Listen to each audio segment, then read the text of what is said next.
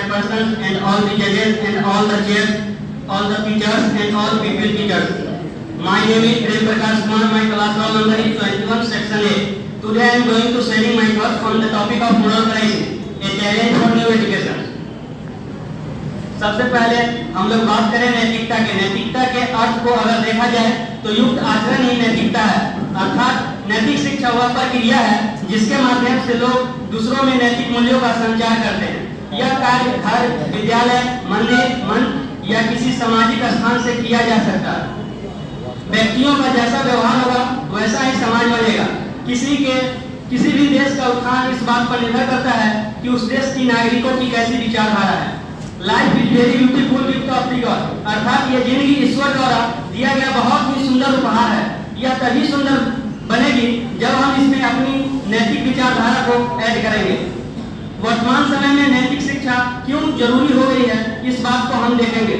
सबसे पहला है चरित्र का निर्माण। मनुष्यों के सारी गतिविधियों का निर्माण उसका चरित्र ही करता है। चरित्र ही उसके जीवन में उत्थान और पतन, सफलता और विफलता का सूचक है। अतः बालक को सफल व्यक्ति, उत्तम नागरिक और सफल समाज का उपयोगी सदस्य बनाने के लिए नैतिक शिक्षा अवश्य देनी होगी। गांधी जी के 3 बंदर की कहानी तो सभी को याद होगी कि उनका तीनों बंदर कहा के माध्यम से बताते थे कि बुरा मत सुनो, बुरा मत देखो और बुरा मत कहो। लेकिन आज के समय में कहीं न कहीं इसका उपयोग ज्यादातर होने लगा है। दूसरी बात, उचित मूल्यों का समावेश। पाश्चात्य देशों के समाजों में धार्मिक और नैतिक शिक्षा के अभाव के कारण अनेक गंभीर दोष उत्पन्न हो गए हैं। भारतीय समाज में भी ये दोष दृष्टिगोचर होने लगे हैं। अतः उनका उन्मूलन करने के लिए पाश्चात्य विचारकों की धारणा के अनुसार यहाँ भी कार्य किया जाना चाहिए। कहते हैं कि अच्छे विचारों के साथ अपनी इस जिंदगी को या तो सोना बना लो या सोने में गुजार दो। हमें सोने की तरह बनना है तो सोने की तरह गुण हमें आनी चाहिए। ये तभी आएगी जब हम अपने आप में नैतिक गुणों को लाएंगे। तीसरा है अनंत मूल्यों की प्राप्ति। सत्यम शिवम सुंदरम अनंत मूल्य समझे जाते हैं, अर्थात कोई भी चीज यदि सत्य है, कल्याणकारी है और सुंदर है तभी वह ग्रहण करने योग्य है। हम केवल नैतिकता के माध्यम से ही इन मूल्यों को खोजकर और प्राप्त करके अपने जीवन को पूर्ण बना सकते हैं। चौथी बात है अच्छे गुणों एवं आदतों का निर्माण।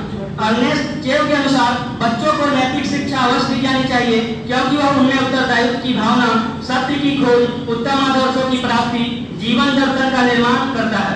यदि कोई बच्चा, कभी कोई गुरुजी जब क्लास में पढ़ा रहे होते हैं उन्हें कुछ डांट वाट देते हैं तो वही बच्चा बाहर आकर उन टीचरों के साथ या अपने दोस्तों के साथ अभद्र व्यवहार करते हैं, जैसे कि बस्तरवा बहुत खच्चर है, ऐसे सब, या जब प्रणाम करने जाते हैं तो उन्हें चीटी उटी काट लेते हैं।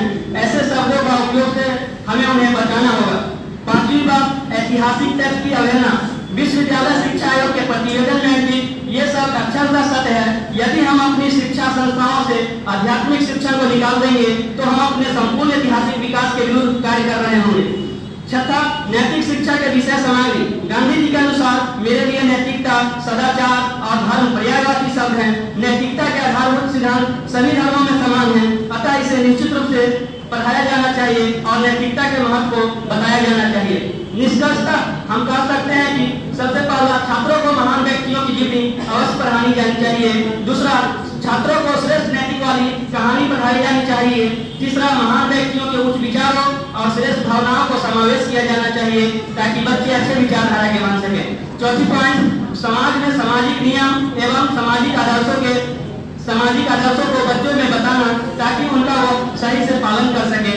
पांचवी बात, नैतिक शिक्षा के लिए विद्यालय अपने विभिन्न क्रियाकलापों द्वारा शैक्षणिक कार्यक्रमों का आयोजन करके बच्चों में नैतिक गुणों को बता सकते हैं। अंत में मैं यही कहना चाहूंगा कि नैतिक शिक्षा के अंतर्गत शारीरिक स्वास्थ्य, मानसिक स्वास्थ्य का प्रशिक्षण, शिष्टाचार, उपयुक्त सामाजिक आचरण, नागरिक कर्तव्य और धार्मिक प्रशिक्षण आदि क्रियाएं समाहित हैं, जो अभी के समय में विद्यार्थियों में कहीं न कहीं कम देखने को मिल रहे हैं। अतः इसे जोर शोर से लोगों तक इसके महत्व को रखने के लिए, बताने के लिए हमें प्रयास खुद में पहले करना होगा, तभी हमारा समाज, हमारा राज्य और हमारा देश महान व्यक्तित्व वाली बन सकेगी।